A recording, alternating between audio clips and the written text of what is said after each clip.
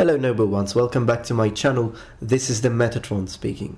Now today I would like to talk about Game of Thrones. So we are back with our debunking series. Now, as you know, if you've been following this series, what I've been trying to do with these videos is not really to simply point out possible historical mistakes, but it's more of a learning opportunity, a way to make sure we always divide fiction from reality. Now, of course, talking about Game of Thrones, it's quite obvious that we're talking about fiction, and it's a fantasy serial drama. Should we really expect them to behave in a similar way to our historical Middle Ages? Well, obviously not. So what I'm trying to say here is I'm not really criticizing Game of Thrones for the fantasy things that happen, but I am just discussing on a few things that I think are actually wrong in this scene. And when I say wrong, I'm not only saying historically inaccurate, because again, it's not taking place in our historical Middle Ages, but I think there are some mistakes that wouldn't have happened even in a potentially fictional continent, considering that it still looks a lot like our Middle Ages. So let's get to it.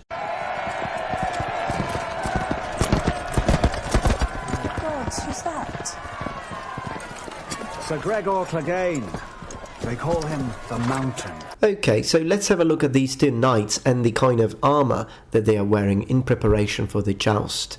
Well, first of all, the Black Knight on the right, well, the kind of great helm he has, honestly, I don't think it looks good, and it looks very strange, particularly if compared to actual historical ones.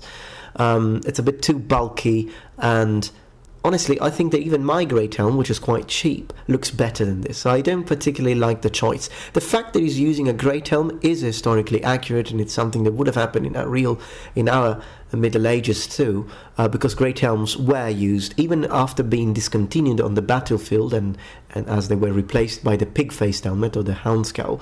Great helms kept being used in jousts, so the fact that a knight is wearing great helm is absolutely possible.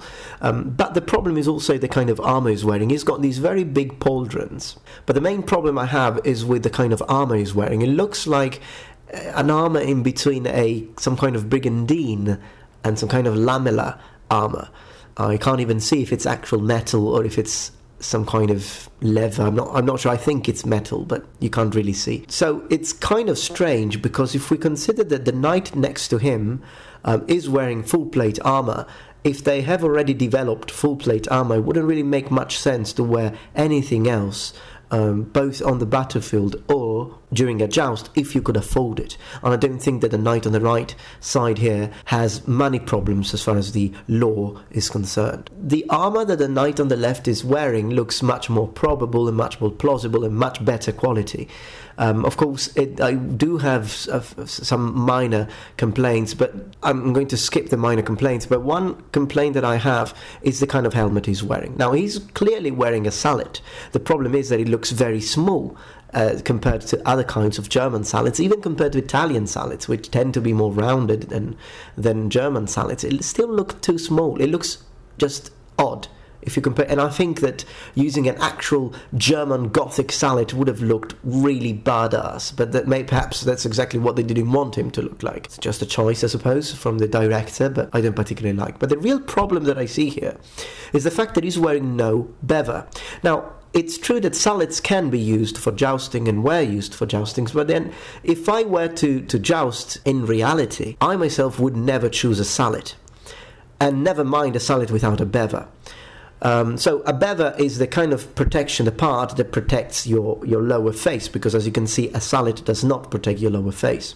So no knight in the Middle Ages, and no knight even in a fictional universe, would ever go to a joust wearing full plate armour but without a bever. It makes no sense if you're wearing a sallet. In this case, just get rid of the sallet and get a great helm if you can't afford better quality protection for your head, better headgear. I myself prefer the armet, for example, particularly the Italian-style armets, because for example, in Italy, as we see in this picture here, in Italy we invented this very ingenious a piece of armor which is called a wrapper, which was an extra layer of protection for the face, so that if a lance strike would hit you in the face, you would have double layer protection. Or even a frogmouth would work a lot better than a sallet in general with a bever. But a sallet without a bever is suicidal. Of course, the opponent is probably supposed to hit you in the shield rather than hitting you in the face. I understand that, but an accident could happen. And as we can see in this scene here, he even wants to hit him in the face and in the throat. And the only kind of protection he has, well, for his jaw, he has absolutely no protection, so he would just probably die. Jaw would be shattered in pieces from a lance stroke during a charge. But even being hit in the throat, he only has mail, and honestly, mail against a very acute lance or even arrows, for example, is not that good. It's good against slashes and cuts, but not very good against piercing damage.